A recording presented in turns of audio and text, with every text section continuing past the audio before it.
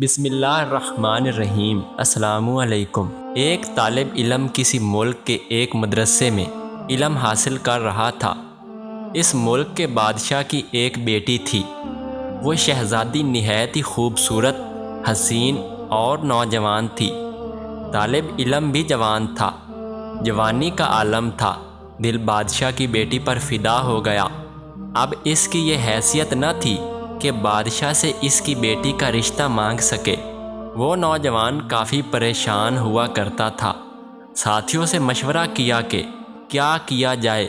ساتھیوں نے سخت تنقید کا نشانہ بناتے ہوئے کہا، تمہارا دماغ خراب ہے۔ اگر بادشاہ سلامت کو آپ نے یہ بات کہی تو وہ آپ کو زندہ تیل میں جلا دیں گے۔ وہ نوجوان بہت زیادہ پریشان ہوا۔ کچھ سمجھ میں نہیں آ رہا تھا۔ بالآخر اس نے فیصلہ کر دیا کہ اس پریشانی سے اچھا یہ ہوگا کہ بادشاہ سلامت کی خدمت میں درخواست کروں، پھر قسمت اپنی ہے، تیل میں جلنا نصیب ہو یا بادشاہ کی بیٹی نصیب ہو۔ نوجوان بادشاہ کے دربار میں حاضر ہوا۔ بادشاہ نے آنے کی وجہ پوچھی تو اس نے گھبراہٹ کے عالم میں اپنا سارا قصہ سنا دیا کہ بادشاہ سلامت، میرا آپ کی بیٹی پر دل آ گیا ہے۔ اب آپ مجھ پر احسان فرما کر اپنی بیٹی میرے نکاح میں دے دیں۔ بادشاہ کو بہت غصہ آیا، جو ان کی حیثیت دیکھو اور میری بیٹی کے لیے اس کا رشتہ مانگنا دیکھو۔ بادشاہ سلامت نے سوچنا شروع کر دیا کہ اس نوجوان کو کیا جواب دیا جائے تاکہ یہ رشتہ مانگنے سے انکار کر دے۔ بادشاہ نے نوجوان کے سامنے ایک شرط رکھی کہ اگر آپ نے اس شرط کو پورا کیا تو میں اپنی شہزادی کا نکاح آپ سے کروا دوں گا، اور اگر آپ ناکام رہے تو میں آپ کو جلتے ہوئے تیل میں جلا دوں گا۔ اب فیصلہ آپ کے ہاتھ میں ہے۔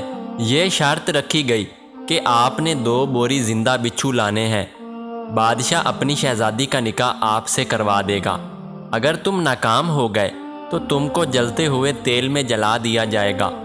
بادشاہ نے یہ شرط اس لیے رکھی کہ اتنے زیادہ بچھو یہ نوجوان کہاں سے لائے گا۔ یقیناً یہ نوجوان اس شرط کو پورا کرنا ناممکن سمجھے گا اور دوبارہ رشتہ مانگنے نہیں آئے گا۔ نوجوان یہ شرط سن کر بہت زیادہ پریشان ہو گیا، مگر نوجوان نے بادشاہ کی دونوں شرط مان لی۔ خیر، طالب علم نے مدرسے کا رخ کر لیا اور اپنی پڑھائی میں مصروف ہو گیا، لیکن پڑھائی میں اب وہ مزہ نہیں آ رہا تھا جو عشق سے پہلے آتا تھا۔ جو ان کا ایک استاد تھا جو کافی دنوں سے اس پر نظر رکھ رہا تھا، یہ دیکھ رہا تھا کہ اس نوجوان کو کیا ہو گیا ہے، ہر وقت پریشان رہتا ہے۔ ایک دن استاد نے اسے اپنے پاس بلا کر پریشان ہونے کی وجہ پوچھی تو نوجوان نے پورا قصہ سنا دیا اور بادشاہ کی شرط سے آگاہ کر دیا۔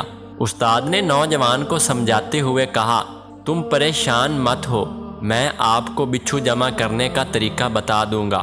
استاد نے کہا، شام کو میرے پاس آنا، آپ کو بچھو جمع کرنے کا ایک طریقہ بتاؤں گا۔ اب وہ نوجوان خوشی کے مارے شام کا انتظار کرنے لگا۔ آخر شام ہو گئی اور طالب علم اپنے استاد کے پاس پہنچ گیا۔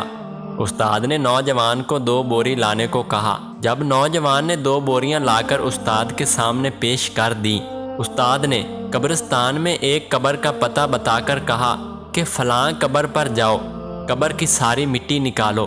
جب آخر میں ایک اینٹ رہ جائے، ایک اینٹ نکال کر بوری کا منہ اس سوراخ پر رکھ لو۔ جب وہ بوری بھر جائے تو اس بوری کا منہ کسی رسی سے باندھ لو اور پھر دوسری بوری آگے کر دو۔ اس کے بھر جانے کے بعد اس بوری کا منہ باندھ لو۔ اس کے بعد قبر کو اچھی طرح بند کر دو اور بوریاں بادشاہ کے پاس لے جاؤ۔ طالب علم نے استاد کے کہنے پر اسی طرح کیا جس طرح استاد نے بتایا تھا۔ طالب علم نے بچھوؤں سے بھری بوریاں بادشاہ کے دربار میں پیش کر دی۔ بادشاہ بہت حیران ہوا اور اپنے وعدے کے مطابق اپنی بیٹی کا نکاح طالب علم سے کر دیا، اور طالب علم کو پاس بلا کر بچھو جمع کرنے کا راز پوچھا کہ آپ نے اتنے سارے بچھو کہاں سے جمع کر دیے۔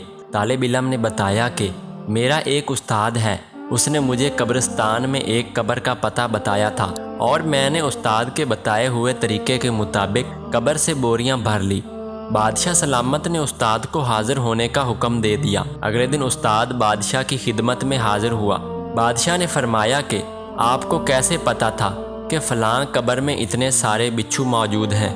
استاد نے بتایا کہ یہ فلاں آدمی کی قبر ہے۔ یہ آدمی ساری زندگی داڑھی مڈواتا تھا اور مرتے وقت اس کی داڑھی نہیں تھی۔ حضور پاک صلی اللہ علیہ وآلہ وسلم کا ارشاد پاک ہے، جو آدمی اس حالت میں مر گیا، اس کی داڑھی نہ ہو تو قبر میں اس کے داڑھی کے ہر ایک بال پر ایک ایک بچھو چھوڑا جائے گا۔ حضور پاک صلی اللہ علیہ وآلہ وسلم کی بات کبھی جھوٹی نہیں ہو سکتی، اس لیے میں نے اس قبر سے بچھو جمع کرنے کا کہا اور اس قبر کا پتہ بتا دیا۔ میرے محترم عزیز دوستو، حضور پاک صلی اللہ علیہ وآلہ وسلم کی جو پسند ہے وہ در حقیقت اللہ کی پسند ہے۔